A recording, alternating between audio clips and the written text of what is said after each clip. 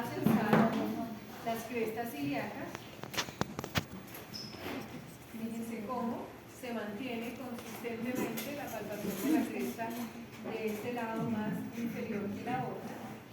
A partir de ahí voy siguiéndolas hasta llegar a mis espinas ilíacas. Acá tengo una, fíjense, ahí.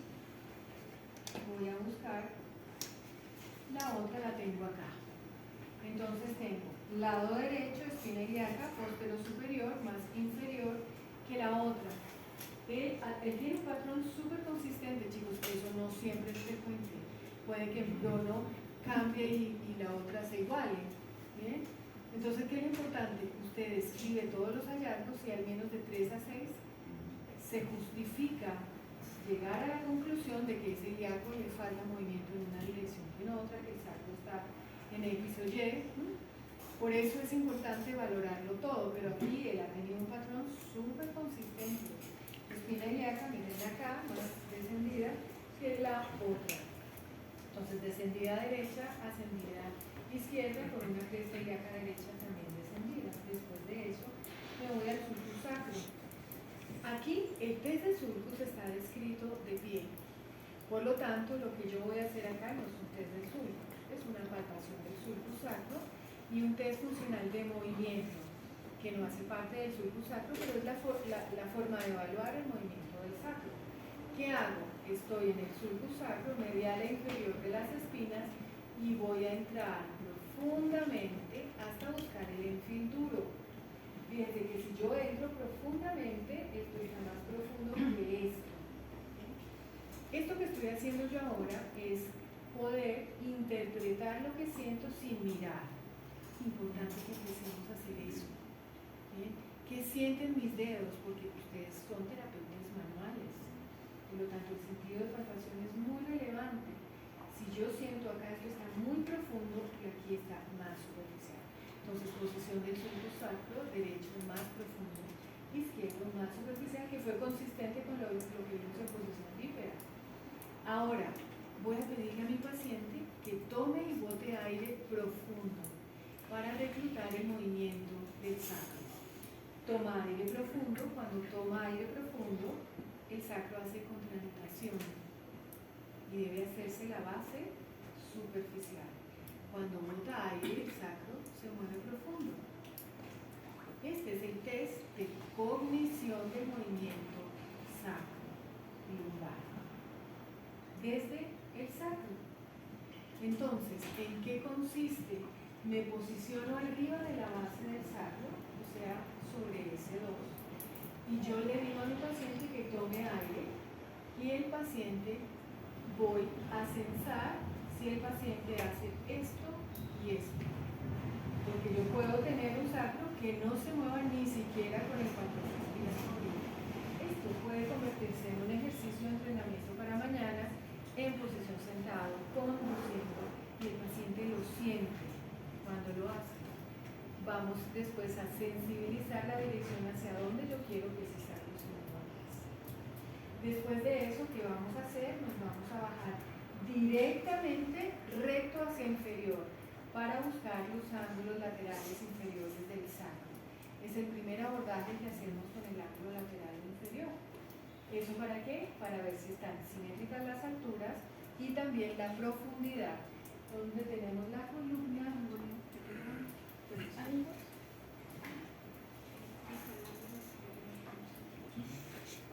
Entonces, si quieres, puedes mirar por acá. ¿Yo qué hice? Crestas ilíacas, bajé a palpar las espinas. A partir de las espinas, entonces, miré si estaban mediales, laterales, arriba o abajo.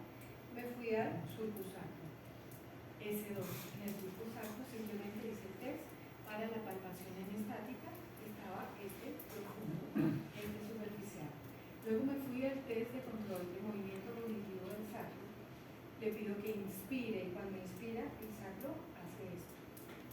Y cuando bota, hace esto. Necesito ver si se mueve o no se mueve. ¿Bien? Si la unión lumbopélvica es atingente a ese movimiento pélvico, porque él de entrada ya tiene un bloqueo en el movimiento me bajé y localizo los ángulos laterales inferiores. ¿Cómo lo encuentro? ¿Dónde se me cae la mano? Ojo con el coxis. No es en la línea central, es en la línea lateral.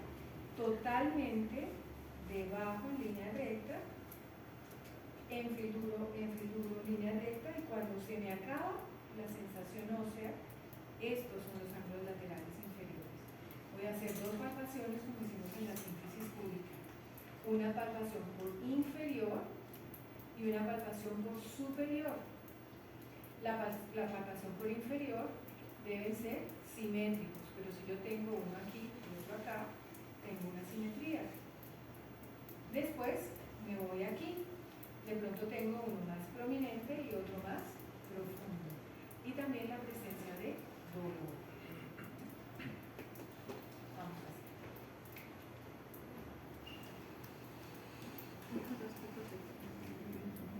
Entonces, nuevamente, vamos a las crestas.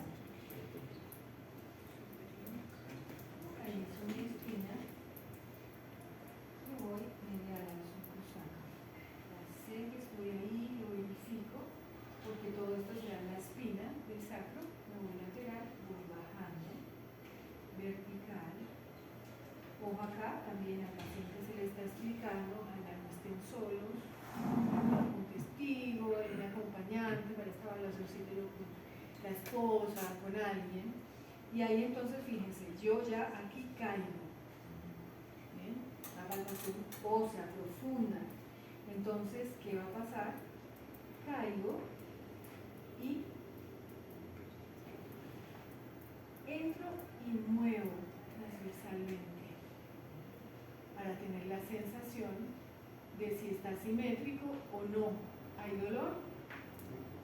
No hay defensa muscular. Músculos acrocoxígeos. Se siente simétrico a pesar de que tiene el surco derecho profundo. Los ángulos están bien. Me voy arriba, medial y lateral. Se sienten simétricos.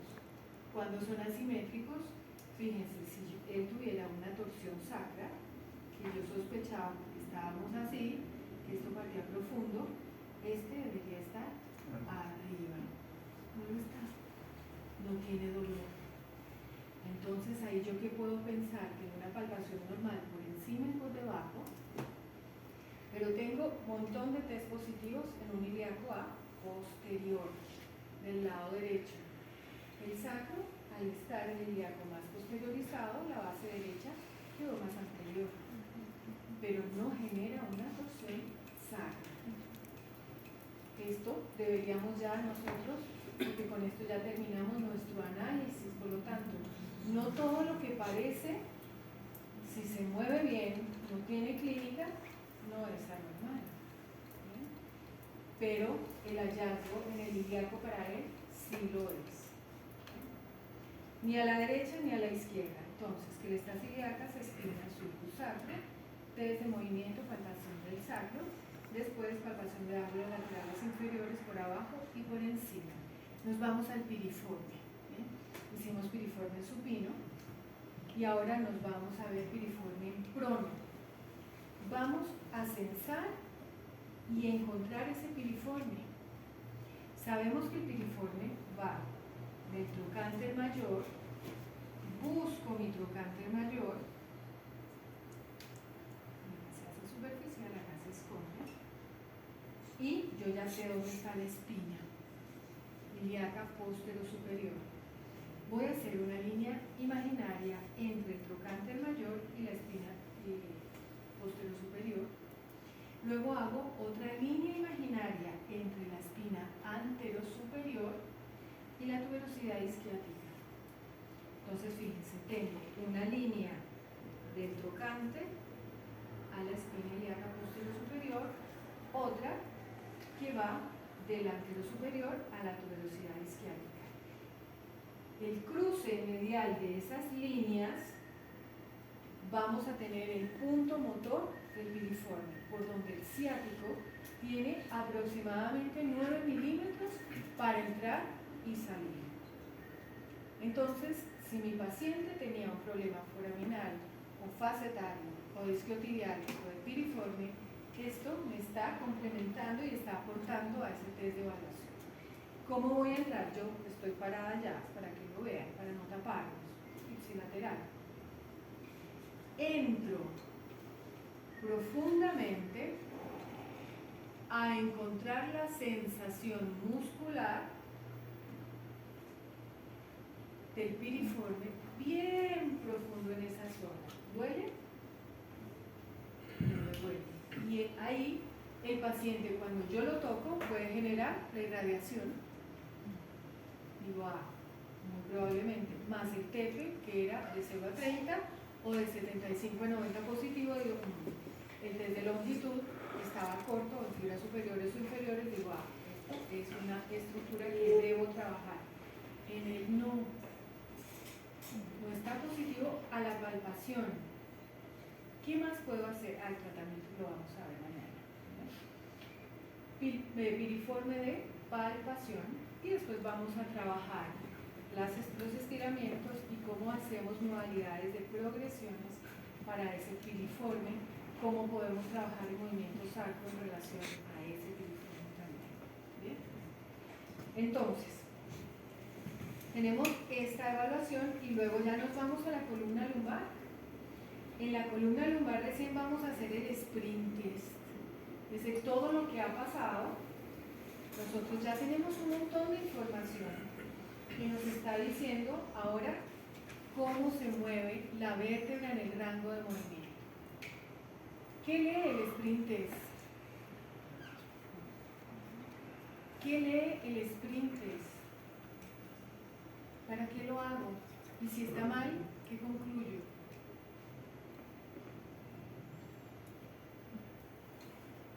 ¿No? Para la movilidad de columna en la PA. Hiperhipomovilidad segmentaria.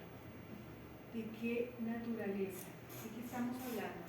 La artrokinemática, que es la mecánica íntima articular. Si hablamos del movimiento, grande movimiento, tenemos movimiento activo, pasivo, modalidades isotónicas, isocinéticas, todo lo que quieras en esa línea. Si es movilidad solo articular sin reclutamiento, tenemos osteokinemático, grande, y tenemos líneas artrokinemáticas. La artrokinemática es todo lo que pasa mientras se sucede la osteokinemática. Si yo levanto mi brazo en una articulación, va a descender la cabeza humeral. Por lo tanto, puedo medir ese rango. Cuando yo hablo de artrokinemática o de mecánica íntima articular, tengo dos tipos de movimiento. Eso ya lo dominan muy bien. Movimiento componente y movimiento del cuerpo articular. ¿Qué diferencia hay en eso? ¿No? ¿Estaban familiarizados con eso? ¿No? ¿Qué es el movimiento componente? ¿Qué es el movimiento del cuerpo articular? El componente ayuda a completar la necesidad. Es un movimiento esencial para completar. Es un movimiento accesorio, ¿sí?, que se produce dentro de la articulación. ¿Cuándo? Para ligar el momento de la ejecución del movimiento. Si hay una reducción, hay un rueda, pero hay un desliz en cierto sentido, dependiendo de la articulación. Esto es, pero básico, chicos. Sí, el movimiento componente es el movimiento espontáneo que se produce dentro de la articulación durante el rango activo o el rango pasivo. Mientras pasa la osteokinemática activa o pasiva, la articulación se mueve adentro. Todo lo que se mueva adentro espontáneamente es del movimiento componente. Pero resulta que eso no es todo lo que une la artrokinemática. Entonces, la cápsula articular, que es una bolsita, tiene un rango extra que permite que yo pueda saltar, correr, pararme de manos, rebotar. Es un rango elástico que permite para la carga vertical. Y eso en columna es muy relevante. ¿Sí? Porque, por ejemplo, yo estoy haciendo una flexión dorsal de tobillo. Hago flexión dorsal de tobillo. La hago pasiva, tomo a mi paciente y estaba haciendo el TEP y le hago esto. Dentro de toda mi cabeza, yo estoy pensando que el talus está yendo a posterior, mientras yo le hago esto a mi paciente, ¿cierto? Tienen la artrokinemática clara, ¿no?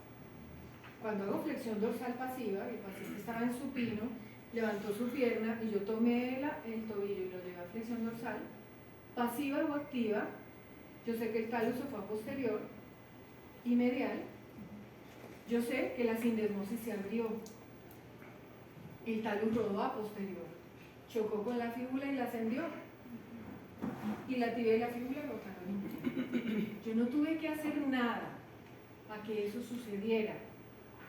Y adicionalmente estoy tensando todas las partes musculares faciales y el nervio se tensa y era el tejo y al paciente le dolió. Todo eso que sucedió es del movimiento componente, lo haga el paciente o no. Pero eso no es todo lo que pasa y está disponible en la articulación. Esa articulación tiene una cápsula articular que tiene una laxitud X que permite que el paciente pueda generar un rango extra para que pueda saltar, rebotar, soportar la carga en posición de pie, hacer un squat. Si no tengo juego articular, la articulación duele. Los deportistas hacen fracturas por estrés, porque no tienen juego articular, porque sobrepasaron la carga que teníamos. Entonces, ¿qué significa lo que les estoy diciendo? La suma del juego articular más el movimiento componente es la artrokinemática. No es solo el movimiento componente. El sprint test mide el rango de juego articular disponible de la cápsula para que la vértebra se mueva de posterior a anterior. No me da una dirección. Me da un indicativo de movimiento de un segmento en relación a otro, pero me habla a mí de la disponibilidad de la cápsula para que el paciente aguante sentado, aguante parado, aguante carga vertical. Me habla del juego articular. No se les olvide nunca. Entonces, el paciente empezó en la mañana diciéndome que no puede estar sentado más de 4 horas. Yo aquí digo, requerimiento de control en carga vertical. ¿Será el disco? ¿Será la articulación facetaria? ¿Será el músculo? ¿Será que le falta juego articular? ¿De dónde le saco ganar resistencia para mantenerse sentado? Aumentando el juego articular. Por lo tanto, yo voy a hacer una técnica de sprint test de evaluación. Ojo, el sprint test de evaluación se llama sprint test, pero yo puedo usar el sprint test más allá de la barrera disponible y ya no se llama sprint test. Es una técnica de deslizamiento posterior anterior de la vértebra.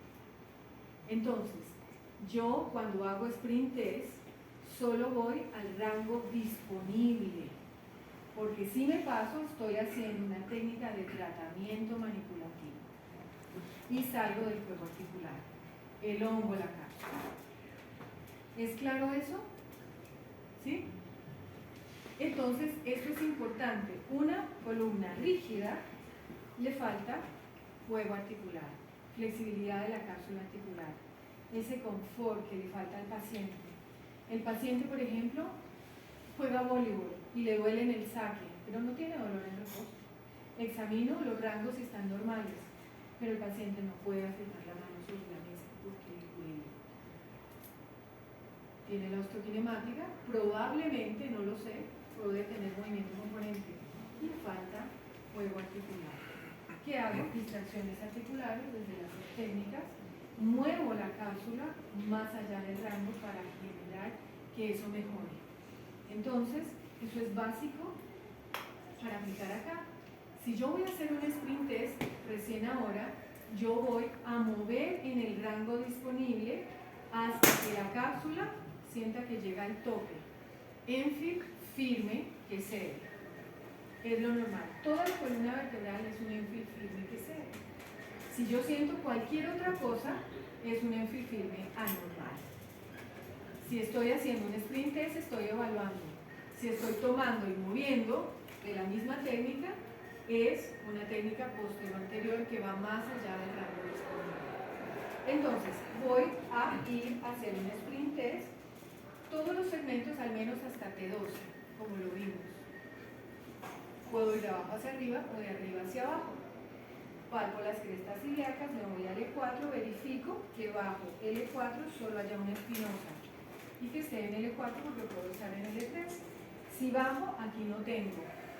Por lo tanto, esto es sacro, esto es L5, esto es L4. ¿Bien? ¿Qué voy a hacer? Pisiforme en esa posición.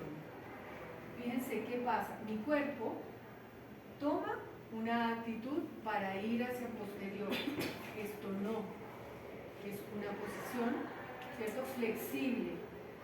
El eje de mi brazo está en el centro, no afuera porque imprime un movimiento rotatorio. Me pongo en posición y la línea de mi antebrazo es 90 grados en relación a la posición que tiene el paciente.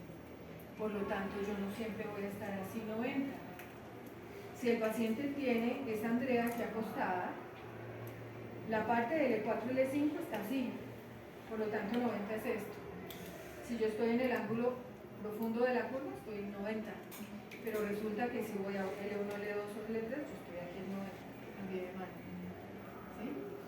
Aquí no tengo ese problema porque está rectificado, está recto. Probablemente voy a ser muy plana con la misma mano.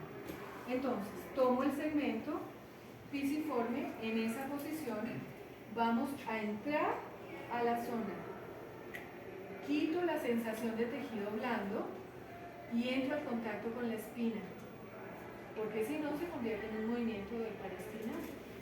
Entonces, su pisiforme contacta la espinosa, hago leve presión para llegar a la espina y recién ahí voy a generar un movimiento suave sin pasar la barrera. Y lo tengo aquí, lo pienso en milímetros, en sensación y en distancia. Siento cómo es esa sensación, si es dura, firme o blanda. Si es dura, es ósea, está mal. Debo tener una sensación firme. Tengo que sentir dónde empieza a ponerse rígido y ahí ya voy a soltar, porque estoy en evaluación.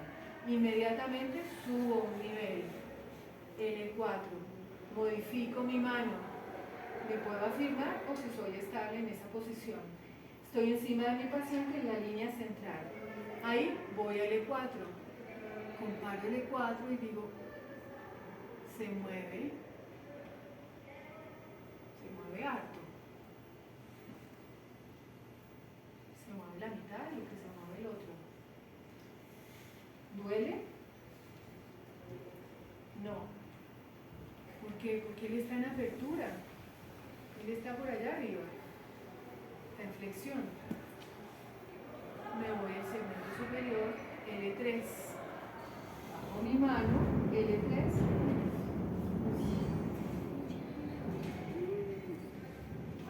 Subo a L2. Hasta antes de ir a la línea de restricción. Fíjese, si yo llego hasta aquí, esto es lo que tiene disponible. Será igual a esto, será igual a esto, será igual a esto. ¿Hay alguno que te dolió? El dedo te dolió. ¿Por qué? Justo es un que está más hipomóvil. Porque muy probablemente su eje de movimiento, recuerden que es más arriba. Vamos a L1. No duele y miren todo lo que se mueve. Si yo me voy a P11 y P10, va a ser mucho más, cosa que es bien anormal. La columna torácica mueve menos, ¿cierto? La torácica superior mueve casi muy poco, la dorsal inferior mueve más que la superior, pero menos que la superior lumbar. Y esto ya está en una alteración de la movilidad intervertebral. Si subo un nivel más, miren todo lo que se mueve y no tengo barrera. ¿Y duele? Porque eso es el movimiento. ¿Ok? Entonces, ¿qué voy a hacer? Una tablita aquí donde diga L1, T12, T10, T11, L1, L2, L3, L4, L5. Aquí valoro la artrokinemática recién, en una escala de 0 a 6. si quieren aplicar la tabla de Student. Si no, pueden decir se mueve mucho, se mueve la mitad, no se mueve. Si quieren usar la tabla, podemos entonces la tabla de 0 a 6. Entonces, ¿qué me dice la tabla de 0 a 6? ¿Recuerdan que la vimos? No porque está en otra charla, pero la recuerdan, la vimos en clase, ¿no? Sí. Pero entonces, si estamos aquí,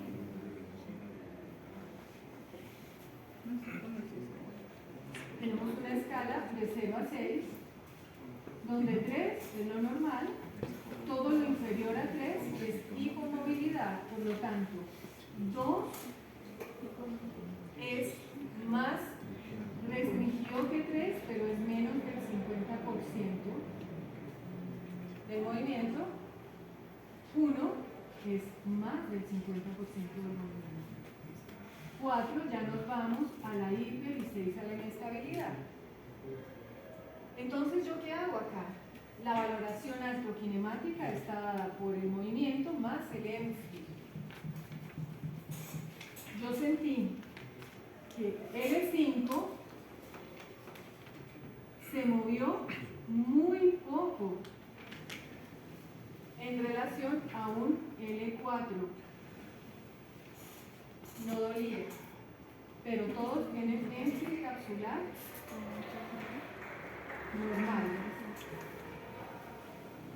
firme, que se ve. Llegué a un L3, se movió más que L2 y tiene un rango más capsular normal. Cuando yo pasé ya a L2 empezó a moverse mucho más y tuvo dolor. Y cuando yo me fui acá, es todavía mucho más que L1. Puedo trabajar una tabla de esta línea o simplemente decir que está más hipomóvil, la mitad de lo que se mueve, un segmento versus otro. Esto dentro del rango disponible es la valoración del deslizamiento antero-posterior del segmento. No les está diciendo hacia dónde está restringido, solo que la cápsula está más tensa o más laxa. Pero acá no les está diciendo, está restringido el deslizamiento superior. No, es que yo tengo la columna acá y yo la estoy haciendo mover así. ¿Para qué? Para que cada cápsula se estire y se relaje. ¿Bien? Entonces, hago mi sprint test hasta antes del tope de movimiento. ¿Eso es claro, chicos? ¿Sí? Desde el punto de vista articular, en este paciente, tenemos una hipomovilidad en la columna lumbar inferior, con una unión lumbosacra que marca una rectificación, con un ilíaco que no tiene un control pélvico en horizontal, marcada por una debilidad del glúteo medio y un posicionamiento hacia posterior del ilíaco que le evita o que le impide el movimiento del ilíaco derecho hacia anterior. El paciente tiene problemas para el control vertical que le impide la estabilidad de la musculatura profunda. Es incapaz de reclutar en una posición neutra músculos profundos como transverso abdominal, en donde sus psoas y sus paraespinales se encuentran largos pero facilitados, que facilitan y sostienen la hipermovilidad de una pelvis en retroversión pélvica, con unas vértebras deslizadas a superior a nivel lumbar, en donde artrokinemáticamente está marcada por una asimetría en la dinámica intervertebral, en donde, a pesar de estar en un patrón de apertura, la columna tiene un rango disponible de hipermovilidad hacia la columna torácica y lumbar alta y hacia la hipomovilidad de la columna lumbar baja. Eso es un diagnóstico más o menos. Tibio. ¿Sí? Entonces, si usted tiene esas hipótesis, yo creo que ya te puedes levantar a ver qué nos falta. ¿Cómo? Claro.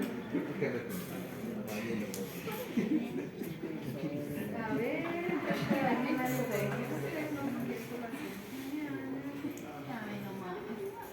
no más, quiero más. Mañana podemos hacer deslizamientos superiores e inferiores ya cuando hablamos de tratamiento para entrarle más al detalle.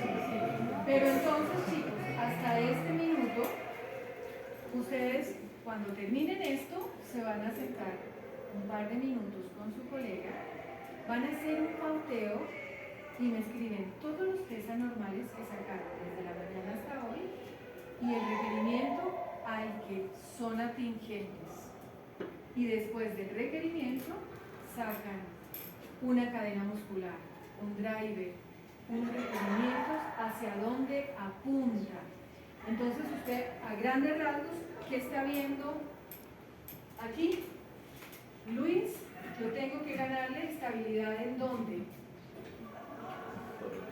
Columna dorsal.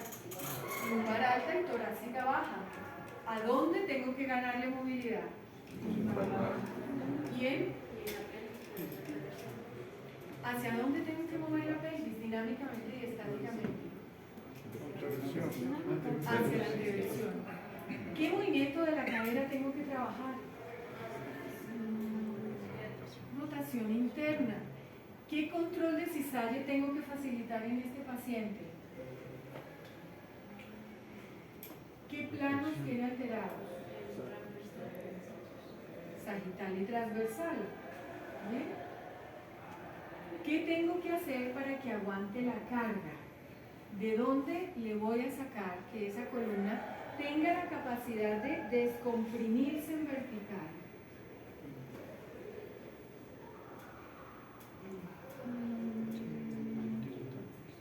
Control motor.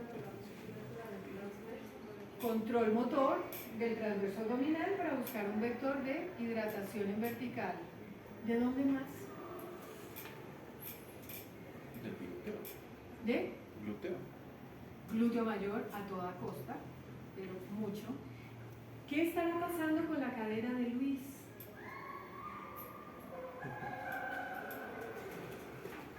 La posterior es hiperactiva. Sí, pero ¿qué está pasando? Su cadera se mueve asimétricamente en rotación interna y externa. Se mueve más a la rotación externa con una pelvis en retroversión pélvica. Los isquiotibiales de él sostienen su posición de retroversión pélvica. ¿Cuál es la función primaria del isquiotibial? El sucesor de rodilla. Y segundo,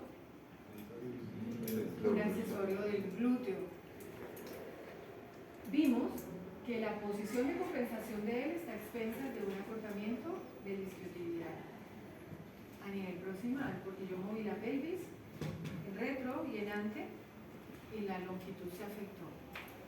Por lo tanto, ese isquiotibial es más fuerte para sostener una función de cadera que de rodilla. La rodilla va a perder su importancia porque el isquiotibial está soportando la sacroiliaca. Hay inhabilidad del glúteo y si yo quiero sacar isquiotibial en la cadera, tengo que darle glúteo mayor y glúteo menor.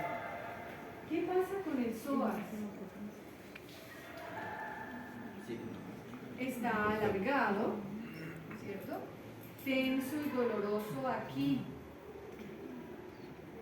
¿Qué tengo que hacer para que el psoas trabaje bien?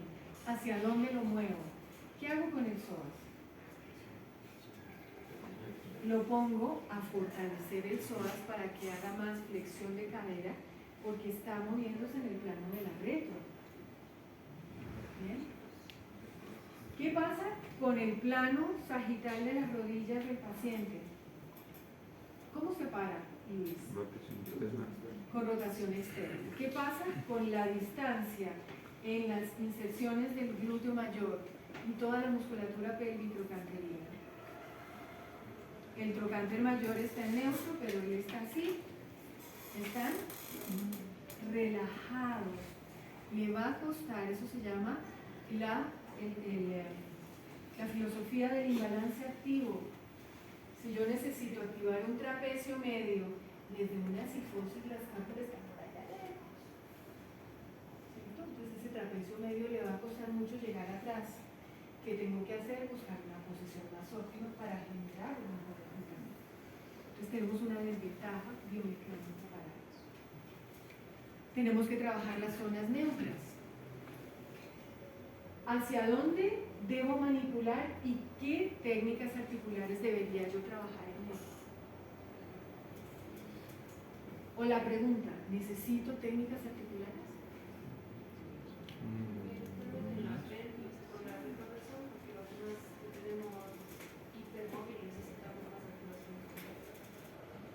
Tenemos un ilíaco derecho que está en una torsión posterior que generó disociación de la síntesis pública.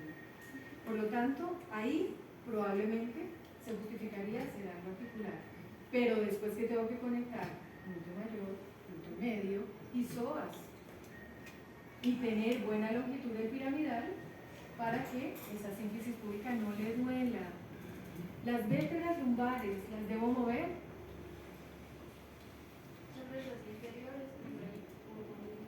Probablemente la columna lumbar inferior se justifica moverla. Mañana veremos si tenemos algún bloqueo